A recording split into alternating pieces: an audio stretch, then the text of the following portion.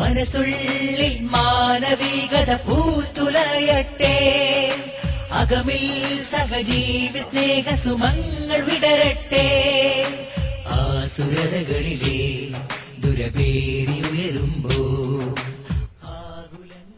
വാർത്തകൾ തുടരുന്നു. KMIC news guest ഡെസ്കിൽ ഇടതുപക്ഷ MLA doctor KT Jaleel MLA നമ്മോടൊപ്പം ചേരുന്നു.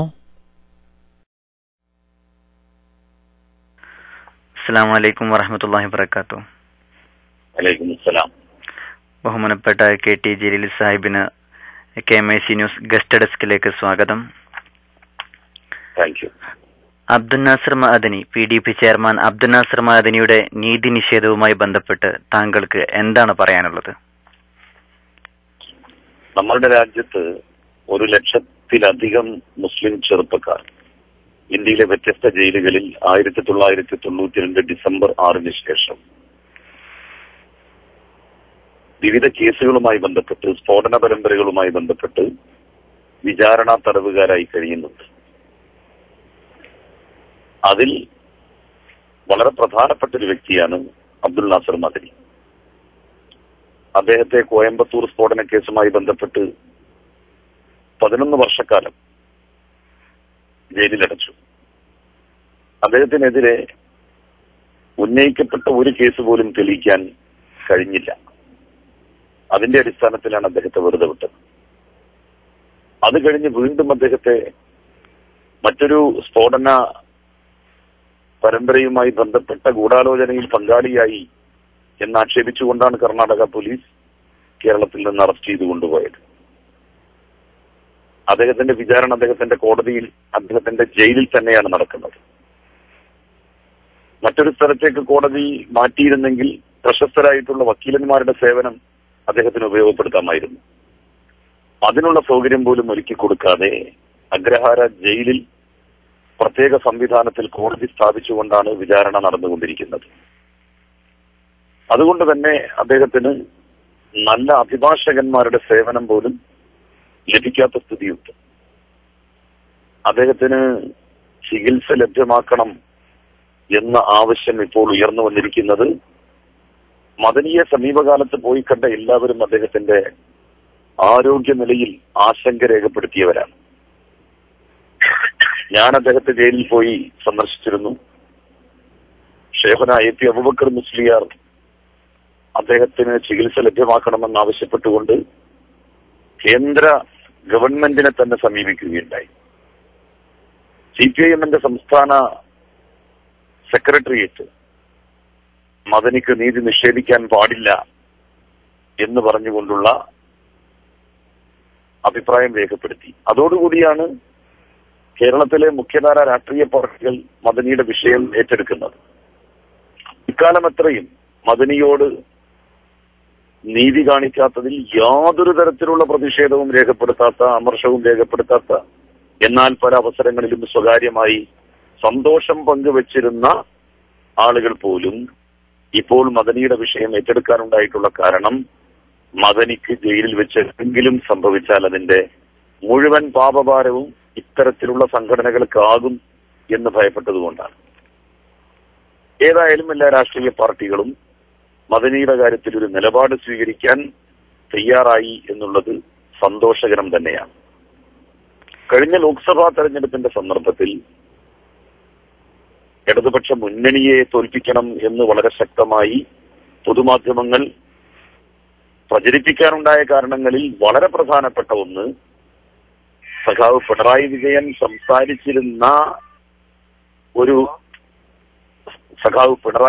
സംസാരിച്ചിരുന്ന ആ വേദിയിലേക്ക് മദനി കടന്നു വന്നു. അതിന്റെ പേരിലായിരുന്നു വലിയ തോതിലുള്ള വിമർശനം CPIM-നെതിരായി ഉയർന്നു വന്നത്.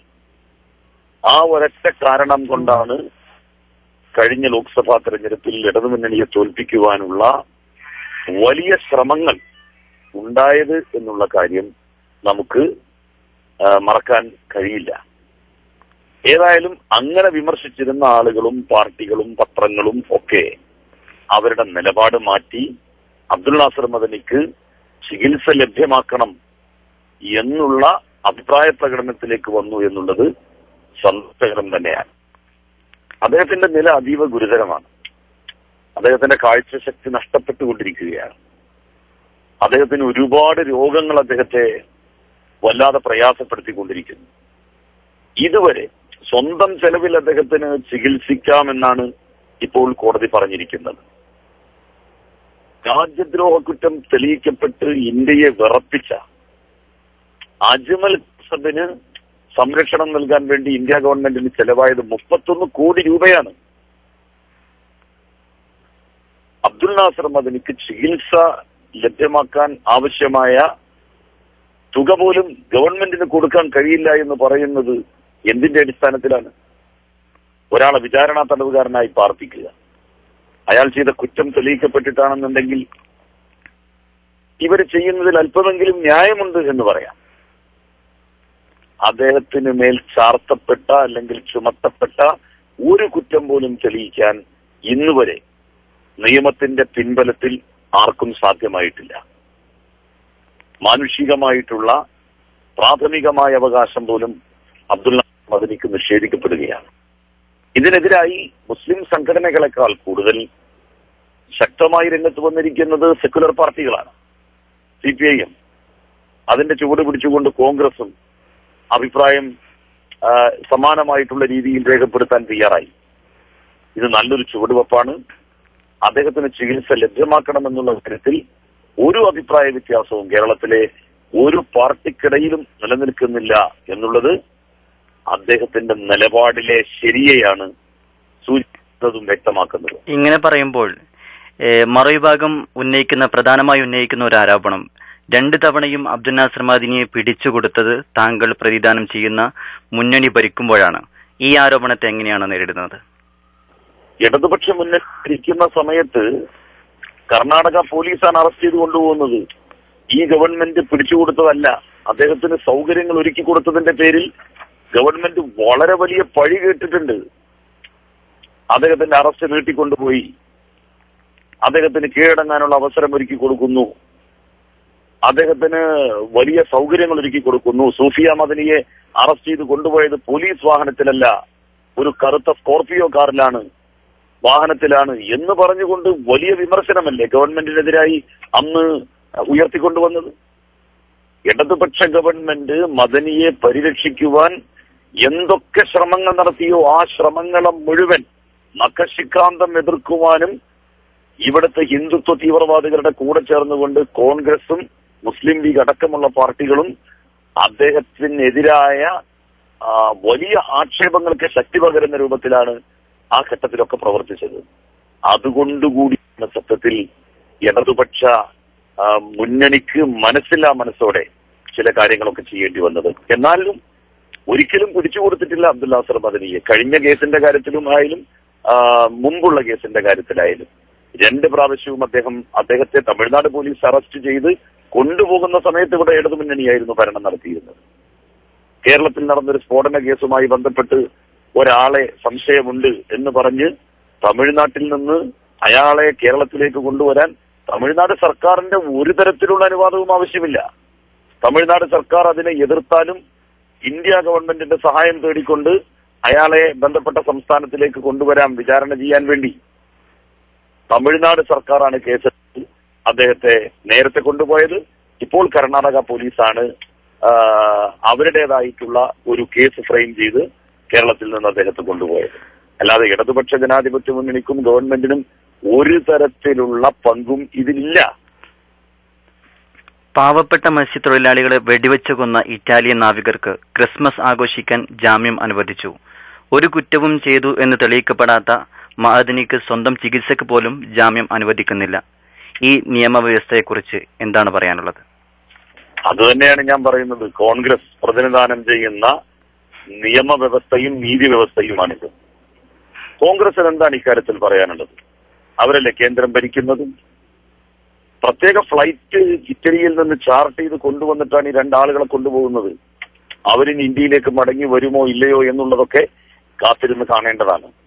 ക്രിസ്മസ് ആഘോഷിക്കാൻ എത്രയോ പെരുന്നാളുകൾ മദനിക്ക് നഷ്ടപ്പെട്ടിട്ടുണ്ട്. കോയമ്പത്തൂർ ജയിലിൽ 8-10 വർഷം നിരപരാധിയായി കഴിഞ്ഞപ്പോ ഒരു തവണ ജാമ്യം കൊടുക്കാൻ പോലുമുള്ള സാമാന്യ മര്യാദ നമ്മളുടെ നിയമപീഠം കാണിച്ചോ, നമ്മളുടെ കോടതികൾ കാണിച്ചോ? ഇപ്പോൾ മദനിയോട് അത് കാണിക്കുന്നുണ്ടോ? പക്ഷേ പണമുള്ളവർക്ക്, സ്വാധീനമുള്ളവർക്ക്, അധികാരത്തിൽ പങ്കാളിത്തമുള്ളവർക്ക് എന്ത് തോന്നിവാസവും ചെയ്യാമെന്നുള്ളതിന്റെ ഏറ്റവും വലിയ തെളിവാണ് ഇറ്റാലിയൻ നാവികർക്ക് ജാമ്യം അനുവദിച്ച് മണിക്കൂറുകൾക്കുള്ളിൽ സഖാവ് VS അതിനെതിരായി സുപ്രീം കോടതിയെ സമീപിക്കാൻ വേണ്ടി പോയി. ഒരു കടലാസം സഖാവ് VSന്റെ കയ്യിലുണ്ടായിരുന്നില്ല. കാരണം വിധിപ്പകർപ്പ് ആർക്കും കൊടുത്തില്ല. മേൽക്കോടതിയിൽ സ്റ്റേക്ക് പോയെങ്കിലോ എന്ന് കരുതി. കേരള ഗവൺമെന്റും അതിനനുകൂലമായിട്ടുള്ള നിലപാടാണ് സ്വീകരിച്ചത്. അതിന്റെയൊക്കെ ഒരു 10,000-ലൊരംശം താല്പര്യം മദനിയുടെ കാര്യത്തിൽ കാണിക്കാൻ കേന്ദ്ര ഗവൺമെന്റിന് എന്തുകൊണ്ട് കഴിയുന്നില്ല? നമ്മുടെ കോടതികൾക്ക് എന്തുകൊണ്ട് സാധിക്കുന്നില്ല? കേരളം ഇപ്പോൾ ഭരിച്ചുകൊണ്ടിരിക്കുന്ന UDF സർക്കാരിന് എന്തുകൊണ്ടാണ് സാധ്യമാകാത്തത്? വലിയ അനീതിയാണ് അബ്ദുൽ നാസറും മദനിയോട് കാണിക്കുന്നത്. ഇറ്റാലിയൻ നാവികരോട് ഒരു തരത്തിലുള്ള ദയാദാക്ഷിണ്യവും കാണിക്കേണ്ടിയിരുന്നില്ല. ഗവൺമെന്റ് പാവപ്പെട്ട 2 മത്സ്യത്തൊഴിലാളികളെ അതിക്രൂരമായി വെടിവെച്ചു കൊന്നതാണ്. ഇറ്റലിയിലായിരുന്നു ഈ സംഭവമെങ്കിൽ ഇന്ത്യയിലേക്ക് കേരളത്തിലേക്ക് ഓണം ആഘോഷിക്കാൻ ഇങ്ങനെ കുറ്റമാരോപിക്കപ്പെട്ട ആളുകൾ അവിടെ പിടിക്കപ്പെട്ട് അവരെ ആ രാജ്യത്ത് നിന്ന് മോചിപ്പിച്ച് കൊണ്ടുവരാൻ നമുക്ക് സാധിക്കുമായിരുന്നോ? നമുക്ക് കഴിയുമായിരുന്നോ? ഒരിക്കലുമില്ല. ഇത് മദനിയോടൊരു നീതി, ഇറ്റാലിയൻ നാവികരോട് മറ്റൊരു നീതി. ഏതായാലും മദനി സോണിയാഗാന്ധി ജനിച്ച നാട്ടിൽ പിറന്നില്ല എന്നുള്ളത് അദ്ദേഹത്തിന്റെ അപരാധമായിട്ട് കാണാൻ നമുക്ക് കഴിയില്ലല്ലോ.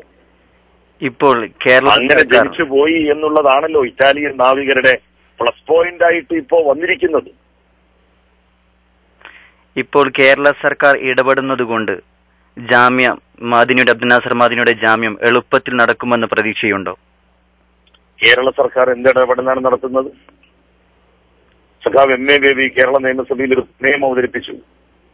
മദനിയുടെ കാര്യത്തിൽ ഒരു ഓൾ പാർട്ടി ഡെലിഗേഷൻ, എല്ലാ പാർട്ടികളുടെയും പ്രതിനിധികൾ ഉൾക്കൊള്ളുന്ന ഒരു ഡെലിഗേഷൻ കർണാടക മുഖ്യമന്ത്രിയെ പോയി കാണണം. അതിന് ഗവൺമെന്റ് മുൻകൈയെടുക്കണം. സർക്കാർ ആ അഭ്യർത്ഥന മുഖവിലക്കെടുത്തില്ല, അത് അംഗീകരിച്ചില്ല. പകരം കോൺഗ്രസിന്റെ ഒരു പ്രതിനിധി സംഘത്തെ അയക്കാനാണ് തീരുമാനിച്ചത്. ലീഗിന്റെ പ്രതിനിധി പോലും ആ സംഘത്തിൽ ചേർക്കപ്പെട്ടില്ല എന്നുള്ളതാണ് ഏറ്റവും വിരോധാഭാസകരമായിട്ടുള്ള അവസ്ഥ. കേരളത്തിലെ മുഴുവൻ രാഷ്ട്രീയ പാർട്ടികളുടെയും പൊതു അഭിപ്രായമാണിത് എന്നുള്ള രീതിയിൽ സഖാവ് ബേബിയുടെ ആവശ്യം മാനിച്ചുകൊണ്ട് ഒരു ഓൾ പാർട്ടി ഡെലിഗേഷനെ കർണാടകയിലേക്ക് പറഞ്ഞേക്കാൻ ഗവൺമെന്റ് തയ്യാറായിരുന്നുവെങ്കിൽ അദ്ദേഹത്തിന് ജാമ്യം കിട്ടുമായിരുന്നു. ജാമ്യം കിട്ടരുത് എന്നുള്ളത് കൊണ്ട് തന്നെയാണ് കോൺഗ്രസിന്റെ ഒരു ഡെലിഗേഷനെ മാത്രം പറഞ്ഞേക്കാൻ ഗവൺമെന്റ് തീരുമാനിച്ചത്, കോൺഗ്രസ് തീരുമാനിച്ചത്. കേന്ദ്ര ആഭ്യന്തരമന്ത്രിയെയും കർണാടക മുഖ്യമന്ത്രിയെയും ആഭ്യന്തരമന്ത്രിയെയും കാന്തപുരം നേരിട്ട് കാണുകയും മദനിക്ക് നീതിക്കായി ആവശ്യപ്പെടുകയും ചെയ്തു. കാന്തപുരത്തിന്റെ ഇടപെടൽ താങ്കൾ എങ്ങനെയാണ് നോക്കിക്കാണുന്നത്? വളരെ നല്ല കാര്യമാണ്. അബ്ദുൽ നാസർ മദനി മതപ്രഭാഷണ വേദിയിലും മത പ്രവർത്തന രംഗത്തും നിറഞ്ഞു നിന്നിരുന്ന ഒരാളാണ്. അദ്ദേഹത്തിന്റെ പ്രസംഗത്തിൽ ഒരു പക്ഷേ മാർദ്ദവമില്ലാത്ത വാക്കുകൾ അദ്ദേഹം ഉപയോഗിച്ചിട്ടുണ്ടാകാം. അതിൽ അദ്ദേഹം തന്നെ പശ്ചാത്തപിക്കുകയും തന്റെ പ്രസംഗം കൊണ്ട് ആരെങ്കിലും തെറ്റായ വഴിയിലേക്ക് പോയിട്ടുണ്ടെങ്കിൽ അവരെ തിരിച്ചു കൊണ്ടുവരാൻ താൻ എന്ത് വലിയ ശ്രമവും നടത്തും എന്ന് പറയുകയും ചെയ്തിട്ടുള്ളയാളാണ് അബ്ദുൽ നാസർ മദനി. മതരംഗത്ത് പ്രവർത്തിക്കുന്ന ഒരു പണ്ഡിതൻ കൂടിയായിട്ടുള്ള വ്യക്തിക്ക് വന്ന് ഭവിച്ച ദുരന്തത്തെയോർത്ത് ദുഃഖിക്കാൻ ആ ഒരു ഗണത്തിൽ പെടുന്ന ആളുകൾക്ക് ആത്മാർത്ഥമായിട്ട് കഴിയും. അത്തരത്തിലുള്ള ആത്മാർത്ഥമായ ഒരു അപ്രോച്ചാണ്, ഒരു സമീപനവും പ്രതികരണവുമാണ് അബൂബക്കർ മുസ്ലിയാരിൽ നിന്ന് ഉണ്ടായിരിക്കുന്നത്. വളരെ നല്ല കാര്യമാണ്. അദ്ദേഹത്തിന്റെ ശ്രമങ്ങൾ ഫലവത്താകും എന്ന് തന്നെയാണ് കരുതേണ്ടത്. പക്ഷെ അപ്പോഴും ഒരു സംശയം ബാക്കി നിൽക്കുന്നത്, BJPയെ നമുക്ക് പിന്നെയും വിശ്വസിക്കാം, കോൺഗ്രസിനെ ഒരു നിലക്കും വിശ്വസിക്കാൻ കഴിയില്ല. കാരണം കോൺഗ്രസ് എക്കാലത്തും മുസ്ലിം സമൂഹത്തെയും രാജ്യത്തുള്ള ന്യൂനപക്ഷങ്ങളെയും വഞ്ചിച്ചിട്ടേ ഉള്ളൂ. നമ്മളുടെ മുഖത്ത് നോക്കി ഒന്ന് പറയും, മറ്റൊന്ന് പ്രവർത്തിക്കും. BJPക്കാർ എപ്പോഴും BJPക്കാരും RSSകാരുമാണ്. പക്ഷെ കോൺഗ്രസ്സുകാർ നേരം വെളുത്താൽ കോൺഗ്രസ്, വൈകുന്നേരമായാൽ RSS. അത്തരത്തിലുള്ള രീതിയും സമീപനവും വെച്ചു പുലർത്തുന്നവരെയാണ് നമുക്ക് ഒരിക്കലും വിശ്വസിക്കാൻ സാധ്യമാകാതെ പോകുന്നത്. ശ്രീ കെ ടി ജലീൽ സാഹിബ്, ഇനി മർക്കസുമായി ബന്ധപ്പെട്ട ഒരു ചോദ്യത്തിലേക്ക് കടക്കാം. ഇന്ത്യൻ മുസ്ലിംകളുടെ അഭിമാന സ്തംഭമായ മതബൗദ്ധിക വിദ്യാഭ്യാസ സമന്വയ കേന്ദ്രം മർക്കസ് സമ്മേളനം അടുത്തുവരികയാണ്. മർക്കസും അതിന്റെ ശില്പികളും മുന്നോട്ട് വെക്കുന്ന സാമൂഹിക വിദ്യാഭ്യാസ മുന്നേറ്റത്തെക്കുറിച്ച് എന്താണ് താങ്കളുടെ വിലയിരുത്തൽ? ഇന്ത്യയിൽ തന്നെ വളരെ പ്രശസ്തമായി നടക്കുന്ന ഒരു മതവിദ്യാഭ്യാസ സ്ഥാപനമാണ് മർക്കസ് സഖാഫത്ത് സുന്നിയ. കാരന്തൂർ ആസ്ഥാനമായി അങ്ങനെ ഒരു സ്ഥാപനം ഷേഖുന എ.പി. അബൂബക്കർ മുസ്ലിയാർ മുൻകൈയെടുത്തുകൊണ്ട് സ്ഥാപിക്കുമ്പോൾ അത് ഇത്രമാത്രം വളർന്ന് വികാസം പ്രാപിക്കും എന്ന്, അതിന്റെ ഫലവും അനുരണനവും ഇത്രമാത്രം ജനങ്ങളിലേക്ക് പകർന്നു കിട്ടും എന്ന് ആരും സ്വപ്നമേവ കരുതിയിരുന്നില്ല. പതിറ്റാണ്ടുകളുടെ പഴക്കമുള്ള സ്ഥാപനങ്ങൾ പോലും ഇന്ന് വളരെ പിന്നിലാണ് അക്കാദമിക് നിലവാരത്തിന്റെ കാര്യത്തിലും സ്ഥാപനം ആരംഭിക്കുമ്പോഴുണ്ടായിരുന്ന ലക്ഷ്യപ്രാപ്തിയുടെ കാര്യത്തിലും നിൽക്കുന്നത്. എന്നാൽ മർക്കസ് സഖാഫത്ത് സുന്നിയ അതിന്റെ വളരെ കുറച്ചു കാലത്തെ പ്രയാണ വീതിയിൽ തന്നെ മുന്നോട്ടുള്ള അതിന്റെ ഗതി എന്തായിരിക്കും എന്നുള്ളതിന്റെ വ്യക്തമായിട്ടുള്ള സൂചന നൽകുന്നുണ്ട്. മതബൗദ്ധിക വിദ്യാഭ്യാസത്തെ സമന്വയിപ്പിച്ചുകൊണ്ട് ആധുനിക കാലഘട്ടത്തിൽ എങ്ങനെയാണ് ഇസ്ലാമിക പ്രബോധകന്മാരാവേണ്ടത് ആ ഒരു രൂപത്തിലേക്ക് അവരെ മാറ്റിയെടുക്കുന്നതിന് മതബൗദ്ധിക വിദ്യാഭ്യാസം സമ്മിശ്രമായി നൽകിക്കൊണ്ട് മർക്കസ് ആരംഭം കുറിച്ചിരിക്കുന്ന വൈജ്ഞാനിക രംഗത്തെ വിസ്ഫോടനം, അതിന്റെ എല്ലാ പരിമിതികളും പരിധികളും മറികടന്നുകൊണ്ട് വിജയത്തിലേക്ക് കുതിച്ചുകൊണ്ടിരിക്കുന്ന കാഴ്ചയാണ് നമ്മൾ കാണുന്നത്. തീർച്ചയായും അതിന്റെ സംഘാടകന്മാർക്ക് അഭിമാനിക്കാം. തങ്ങൾ ലക്ഷ്യം വെച്ച കാര്യങ്ങൾ ഓരോന്നോരോന്നായി നടപ്പിലാക്കപ്പെടുന്നത് കാണുമ്പോൾ അവരെ സ്നേഹിക്കുന്നവർക്കും ആവേശം കൊള്ളാവുന്നതാണ്.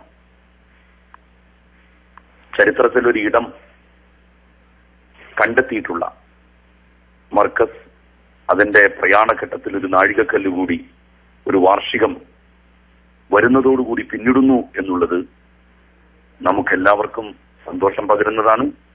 ഈ സന്തോഷത്തിലും ആവേശത്തിലും നിങ്ങൾക്കൊപ്പം ഞാനും പങ്കുചേരുകയാണ്. തീർച്ചയായും അങ്ങയുടെ ശബ്ദം ശ്രവിക്കുന്ന ശ്രോതാക്കളോട് എന്ത് സന്ദേശമാണ് ഇപ്പോൾ നൽകാനുള്ളത്?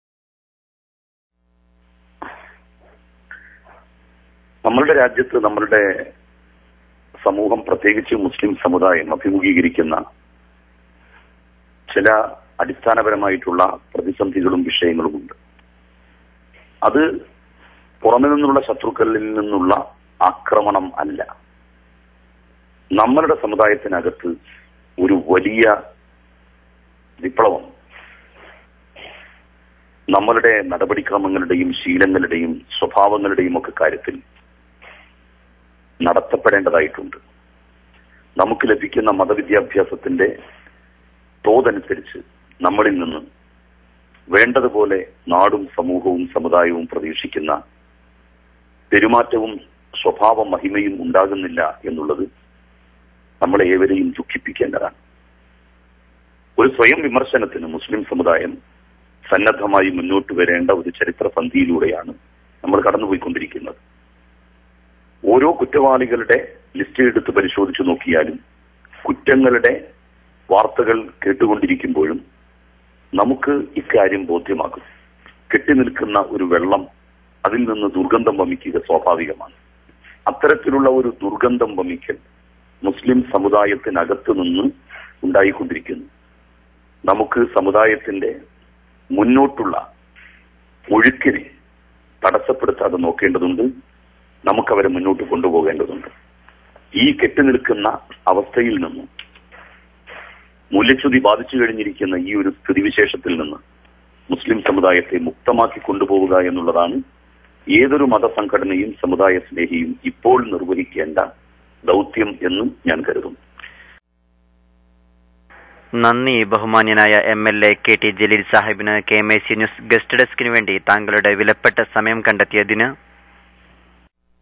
മഅദനി മർക്കസ് വിഷയത്തിൽ ഇടതുപക്ഷ MLA ഡോക്ടർ KT ജലീൽ സാഹിബിന്റെ വാക്കുകളാണ് KMIC ന്യൂസ് ഗസ്റ്റ് ഡെസ്കിൽ ഇതുവരെ നിങ്ങൾ കേട്ടത്.